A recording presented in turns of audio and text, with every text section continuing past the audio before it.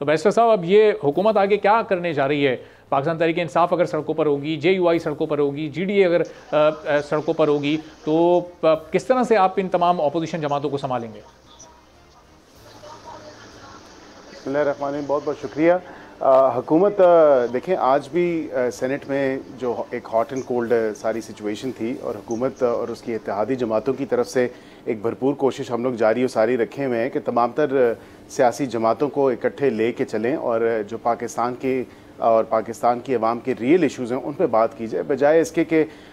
ये लोग अपनी अपनी जो है 2-2 फुट की मस्जिद या बना के बैठ जाएँ या ये इकट्ठे भी हो जाएँ तो उसका भी कोई फ़ायदा नहीं होने वाला। वजह यह है कि अवाम को इनकी मनफी सियासत, अवाम को बिलखसूस एक पर्टिकुलर जमात की अगर बात करूँ और उसकी इंतशार फैलाने वाली जो पॉलिसीज़ हैं उससे कोई सरोकार नहीं है। और उसकी वजह यह है कि अब इलेक्शन हो चुका, इलेक्शन गुजर चुका, इलेक्शन के बाद देखें गवर्नमेंट बन चुकी है, गवर्नमेंट के इत्तेहादी भी गवर्नमेंट के साथ खड़े हुए हैं और ये बेहतरी की तरफ मामला जाने चाहिए, बजाय इसके कि आप एक मखसूस जमात की बात कर रहे हैं कि आवाम को उससे अब कोई सरोकार नहीं है। लेकिन जब इलेक्शन का नतीजा सामने आया, जो ऑफिशियल नतीजा है अभी तक का, तो अभी कल इलेक्शन कमीशन ने 82 सीट्स के बाद second largest party Sunni Ittehad council को करार दिया है। ये वही तमाम उम्मीदवार हैं जो कि पाकिस्तान तहरीक इंसाफ के उम्मीदवार थे, जो आज़ाद हैसियत में इलेक्शन लड़े। जब आवाम को कोई सरोकार नहीं है तो फिर वो वोट क्यों दे रही है इनको, सबसे बड़ी तादाद में इनको क्यों कामयाब करवा रही है?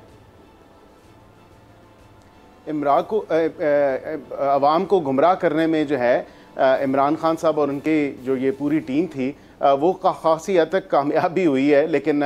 उसके बाद अभी असल में क्योंकि प्लान इन एक्शन जो है और रियल जो इश्यूज़ हैं उन पे बात करने के लिए इनके पास कुछ भी नहीं है, ना ऐवान के अंदर मौजूद है ना ऐवान के बाहर मौजूद है। आवाम ने इनकी जो 4 साल कारकर्दगी थी वो बखूबी देख चुके हैं और जिस तरह की देखें ना ज़बान इस्तेमाल की जा रही है, जिस तरह का डिमीनर ये लोग जाहिर कर रहे हैं KP में हुकूमत में तो डेफिनेटली है ये जमात, लेकिन वहाँ पे ये क्या पैगाम पाकिस्तानी अवाम को, पाकिस्तानी कौम को दे रहे हैं और वहाँ पे कहते हैं कि देखें हम इस्लामाबाद में हमला कर देंगे। पहले भी एक दफ़ा आए और उन्होंने जो हरकत यहाँ पे की वो भी पाकिस्तानी अवाम, पाकिस्तानी कौम को बखूबी पता है। लेकिन इसके साथ साथ देखें ये अब एक इंतशार की जो सियासत है और जो नफ़रत की सियासत है, इससे हमें बाहर निकलना होगा। हुकूमत अपना काम जारी सारी रखे हुए, हुकूमत की अटैम्प्ट अगैन, मैं स्पीकर ऑफ द हाउस से शुरू करता हूँ कि उन्होंने ऐवान के अंदर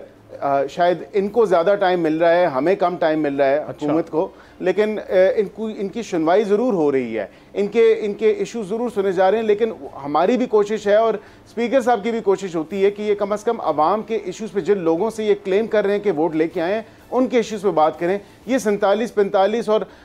बिल्कुल एक ऐसी मनफी किस्म की जो प्रोपेगेंडा ये लोग करते हैं उससे बाहर निकलना होगा। अब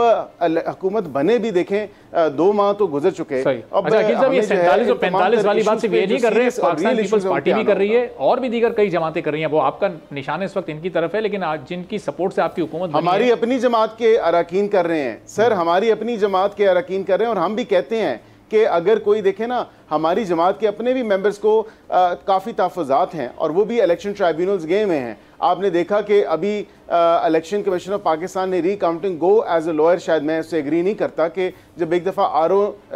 रिजल्ट कंसोलिडेट कर दें उसके बाद फंक्शंस ऑफिशियल हो जाते हैं कानून के मुताबिक, लेकिन उसके बाद उनको रीकाउंटिंग, क्योंकि रीकाउंटिंग की दरख्वास्त थी, रीकाउंटिंग उन्होंने कंडक्ट कर दी और वो रिवर्स हो गया डिसीजन, आपने देखा। सब्सक्राइब करें और बेल दबाएं ताकि कोई खबर रह न जाए।